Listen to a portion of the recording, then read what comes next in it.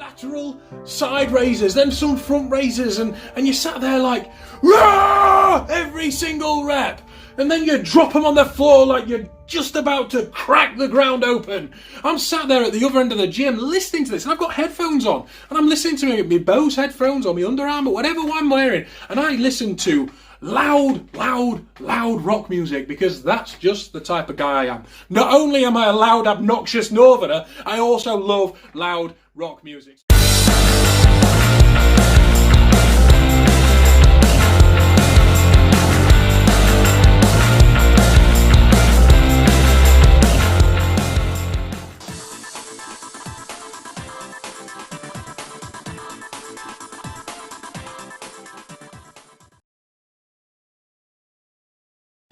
Good morning, beautiful people. Anton here from Warhorse Training. I'm here today to talk about the 10 different types of gym goers. Now, not to put everybody in a box and just go, right, you live there, you're this type of person, therefore that is the type of gym goer you are. And there might be more than 10 boxers, but these are 10 that I identify in a gym, and they're also the reason why at this moment in time, obviously we're in a pandemic and I'm training at home anyway, but the reason why I went to more kind of like CrossFit style, more strongman style, more martial art based gyms, because the normal conventional gym kind of encouraged this type of behaviour, and they also got flooded with a massive influx of people that I just couldn't get my workouts done, and it was bothering me.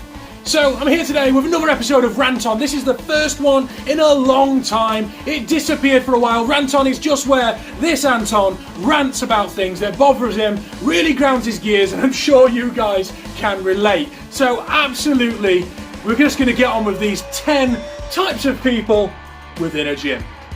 So number one is the machine hogs. I hate a machine hog within the gym. So something like when you got a superset. Everybody loves supersets. If you don't know what a superset is, it's where you do an exercise, then you superset it with another exercise, and it's fantastic. It makes you feel amazing, gives you the pump. It's a great way to train. It's fantastic. So I've said fantastic twice because that's just how good it is. So looking at a superset, say for instance you're doing a bench press, then you're running over to the cables and you're doing some cable flies, and I don't know what that is, but you're doing some cable flies, and then you're going back to your bench press and you're supersetting between the two pieces of equipment. A gym hog, like machine hog, will go on their bench press and they will leave their towel on the bench press, as if to say, that bench press is mine now. I own that bench press. It's got a towel on it, therefore you cannot sit there. I'm really sorry, guys. A towel can be moved and will be moved if I need to use a bench press. Now, I get that supersets are great and I get it's part of your workout, but we just need to understand and accept that sometimes when you're doing a superset, you can't get to that second piece of equipment.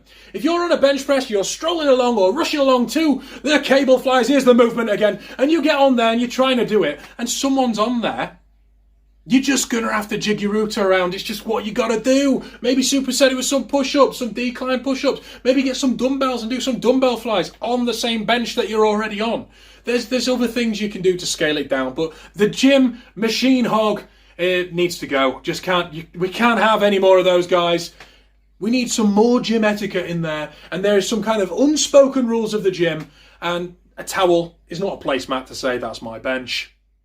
Number two, guys, is the lightweight, loud, screaming guy. And I'm sure you've heard them before, where you've got someone who's got like 10 kilogram dumbbells. Not that I'm saying 10 kilogram is light, it's all retrospective to you. Everybody's body's different and everybody's body reacts differently to weight and growth and that protein synthesis where you're ripping things down and rebuilding them.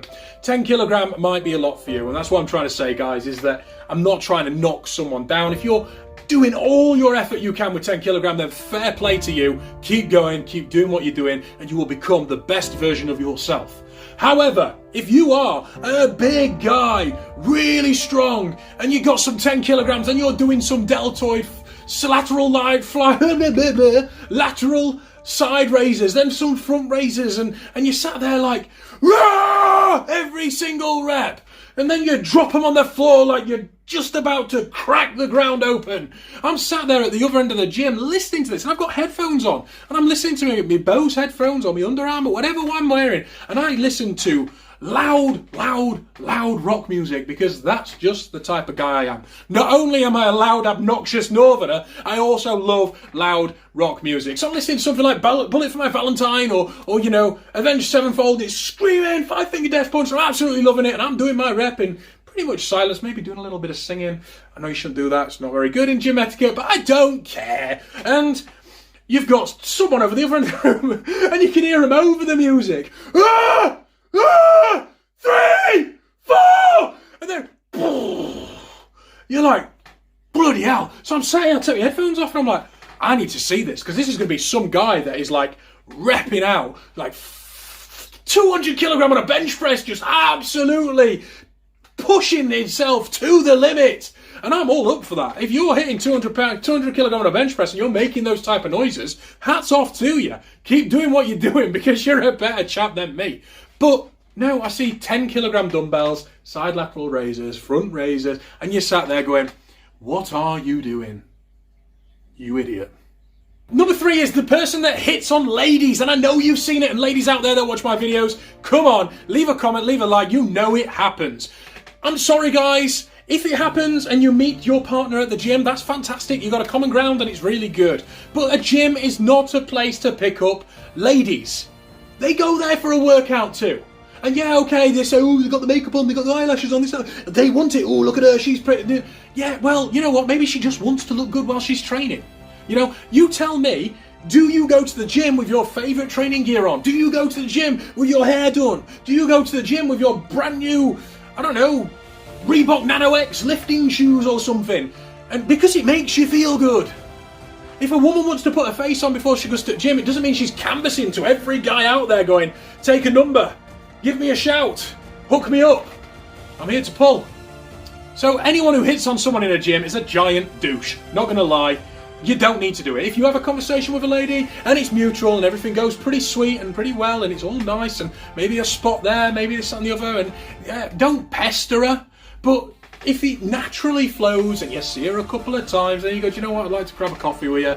Obviously you'd know her name at that point, you know, Meryl, I've seen you a couple of times here, your training's gone absolutely amazing, we've spotted a couple of times, do you fancy a training session together this day, this time, boom, break the ice, and then, oh yeah, by the way, do you fancy a cuppa afterwards, or do you know what, that was a hell of a workout, let's go and get something that's got loads of protein in, do you like steak?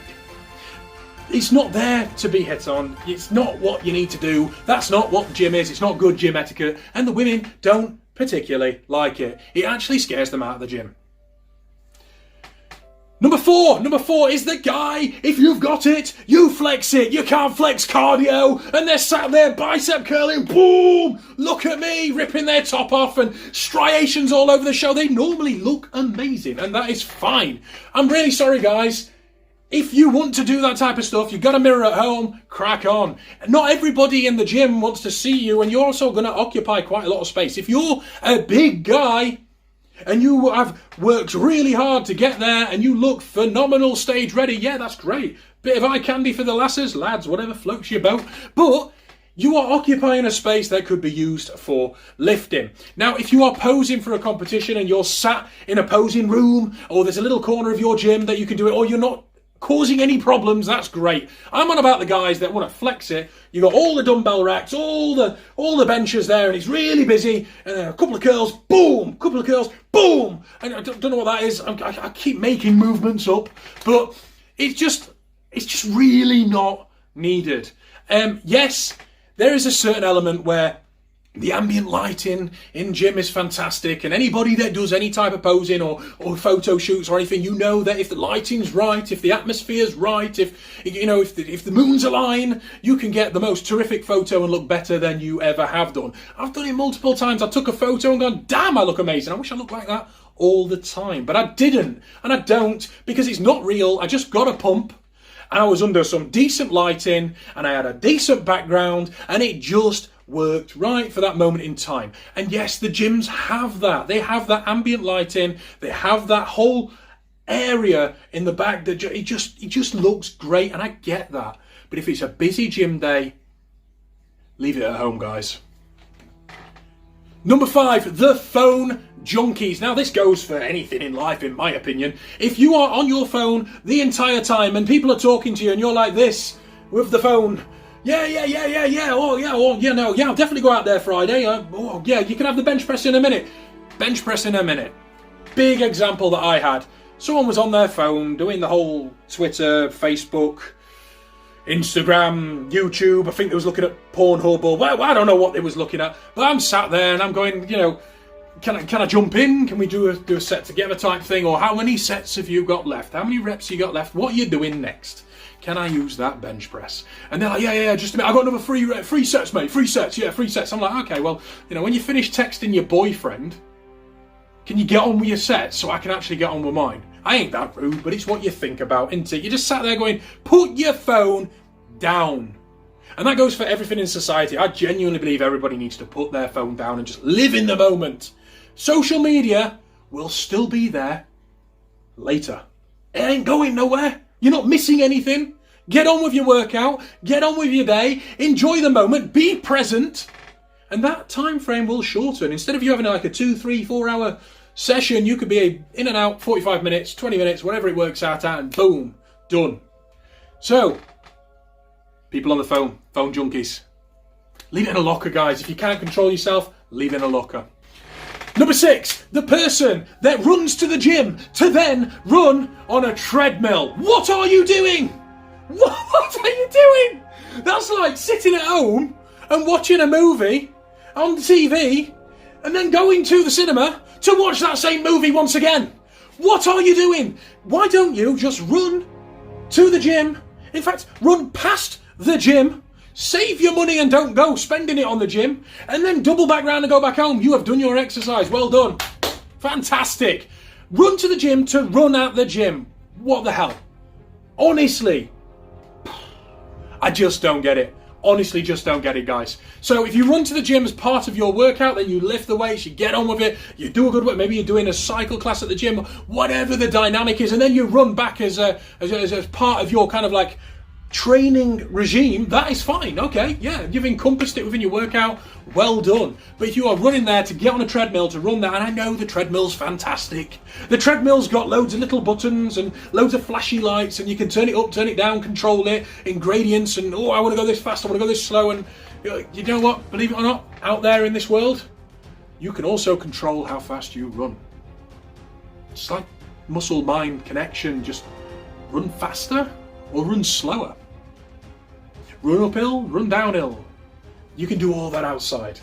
You can equally do it inside. So if you're going to do it inside, that's absolutely fine. But don't run to the gym to run at the gym.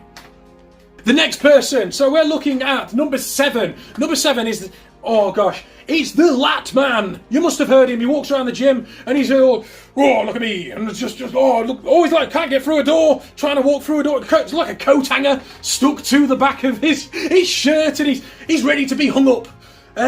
Honestly, do you know what you look like? You look like you're either trying to hold something underneath your arms, like 2 kegs of toilet paper or something. I don't understand it. You don't look good. I don't know what you're doing. It just looks uncomfortable. It doesn't look flattering. And you're walking around the gym like you look like you're trying to be something you're not. Put your arms down, relax. If you're genuinely walking like this, get a massage, go and see a doctor. You've got a problem. Your latissimus dorsi is inflamed and damaged, and either that or someone's laughing and put duct tape across your back and left you like that. The lat man, put it down. What are you playing at? Stay with me, guys. Stay with me. The short guy.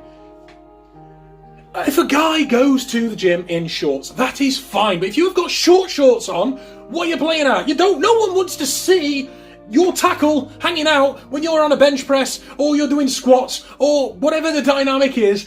Keep your junk in your shorts. Wear some appropriate wear. Yes, you might have the most terrific legs in the world. You might have quads absolutely rippling and you can see every muscle striation, and that's fantastic. Roll it up, have a little nosy, put it back down. Are you working it? You sat, oh yeah, that's looking great.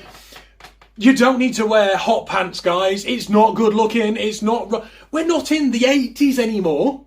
It's just wear some clothes. If I'm looking at you and thinking, are they shorts or are they boxer shorts?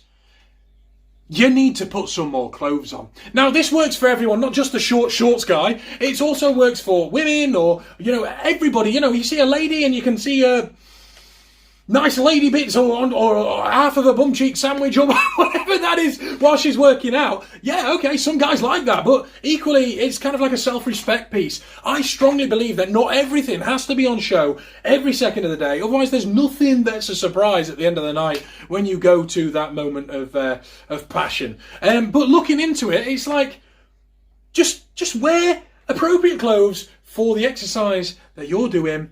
If your tackle's hanging out, wear more shorts. Longer shorts, trousers, whatever you want to wear. But honestly, your skin, your body, it's all flattering and beautiful and it's amazing. But in a gym, I don't want to see half-naked men or women. Obviously, I want to see half-naked women. I mean, who wouldn't? But at the same time, let's respect these ladies. Let them respect themselves. And they don't have to feel the need to show body everywhere. Unless, of course, they want to. And if that's the case and they're advertising for Playboy or FHM, then, you know what, go for it. Feel free. I will just admire you from a distance. And the other guy is number 9, the know-it-all guy. And I know that a lot of people can come across that way, but if someone comes up to you, oh yeah, you're doing this wrong, you're doing that wrong, all you want to be doing is this, and they normally have the worst advice in the world. They're normally giving you everything, and you're sat there going, I'm happy with what I'm doing, thank you very much, I'm pushing myself, and sometimes it comes across and they've given you some genuine little gems of knowledge from the depth of their library of things that they've done within their repertoire, and you're just going, that's fantastic, thank you.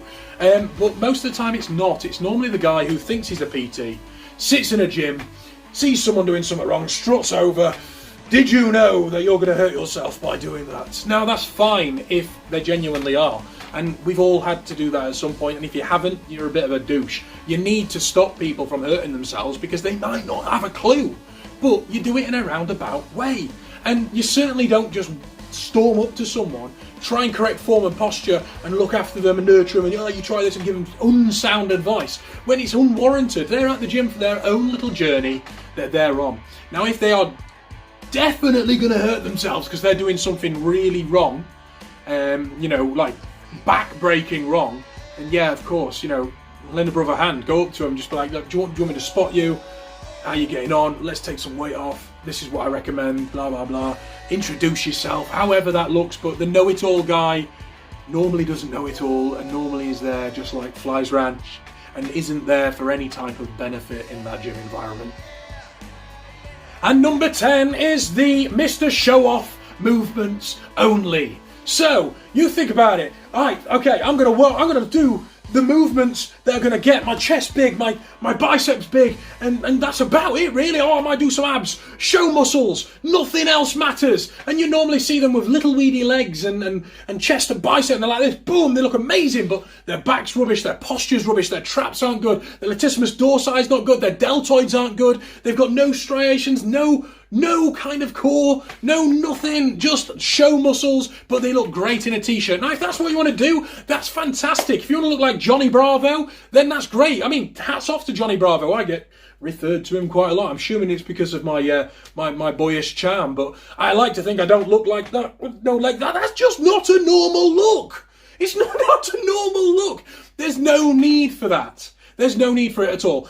Work your main muscles, stick to compound movements as a baseline, get your squats, your military press, your bench press, your bent over row, your shrugs, your clean and jerks, split jerks, deadlifts, hit on all of those, then work your peripheral areas. If you go, yeah, okay, I'm lacking in chest area, then you might want to go into a little bit more detail on your chest, but hit your bases first, and then everything else will build from there. And you won't look like Johnny Bravo, which is, in my opinion, one of the most important things. So guys, that is 10 types of gym goers, not to departmentalize people and categorize them into you fit in this box, that's the type of person you are, and I'm sure there's more that we can talk about, but they're 10 that absolutely grind my gears, and that's what I've talked about on Rant On. So I'm Anton from Warhorse Training. You're beautiful people listening, and I really appreciate if you could like, comment and subscribe to my channel, and feel free to share it on to anyone else that can embrace these frustrations.